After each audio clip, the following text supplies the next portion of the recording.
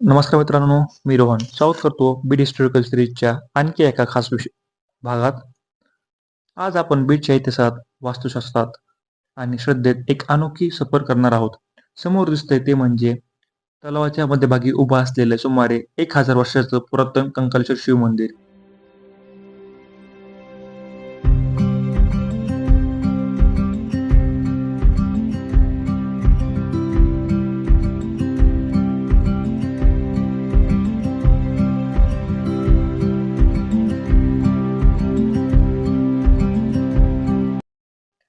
84 metre चौरस आकाराच्या तलावाच्या मध्यभागी 1.52 मीटर उंच चकतीवर उभं हे मंदिर चालुक्य राजवटीचं अप्रतिम उदाहरण आहे.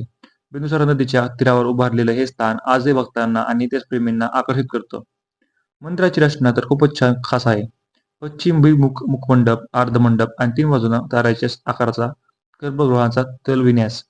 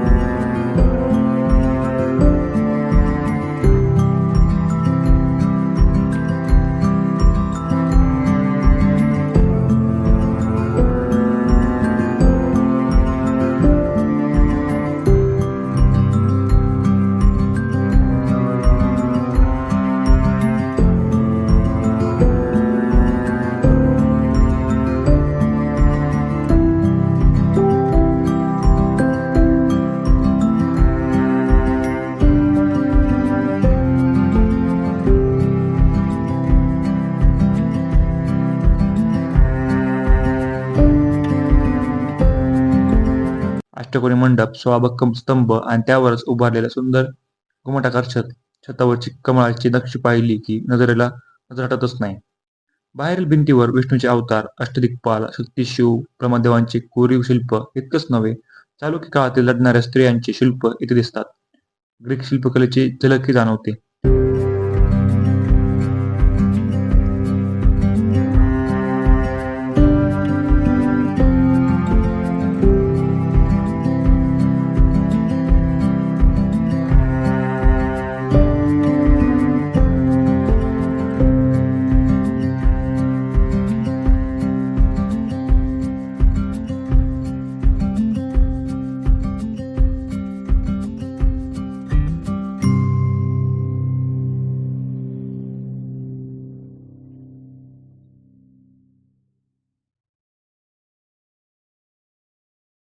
दहाव्या ते 11व्या शतकात चालुक्य राजा विक्रमादित्य 6व्याने हे मंदिर बांधल्याचं सांगितलं जातं. येथे जैन तीर्थंकरांचेही शिल्प आहेत. इतकंच नव्हे तर मंदिराच्या खाली आणखी एक गर्भगृह आहे, जो गेली 500 वर्षे बंद आहे.